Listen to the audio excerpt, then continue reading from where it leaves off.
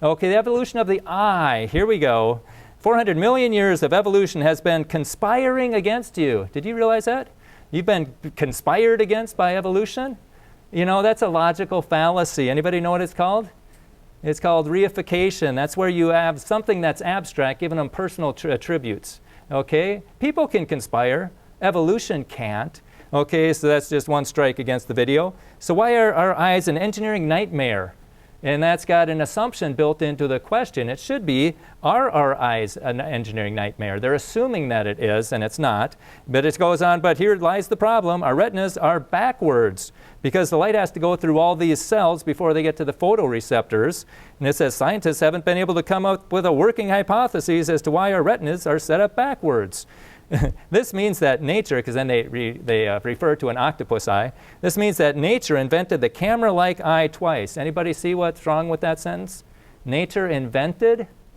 No, it's the same one, reification. Nature can't invent. People can invent, but not nature. And it goes on, during the evolution of the cephalopod eye, the retina was never flipped inwards, which is the logical way to have it. Yeah, if you live in the water, and water filters out the harmful UV lights. And so, yeah, that's the logical way. But you put that thing up on the land, and it's probably going to go blind, would be my guess. And it says there aren't any scientifically proven positives.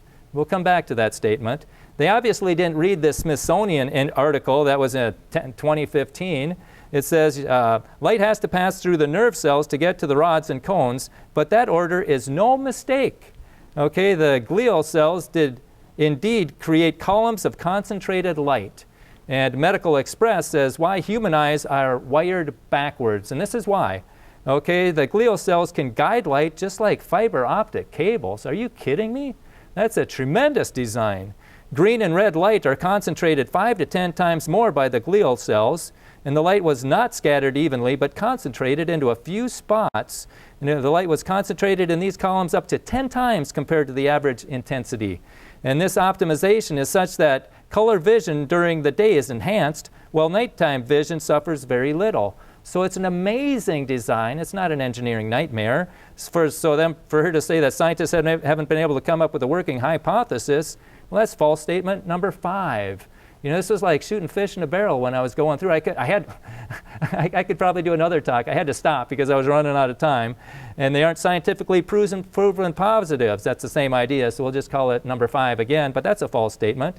And Charles Darwin himself said, to suppose that the eye could have been formed by natural selection seems, I confess, absurd to the highest degree.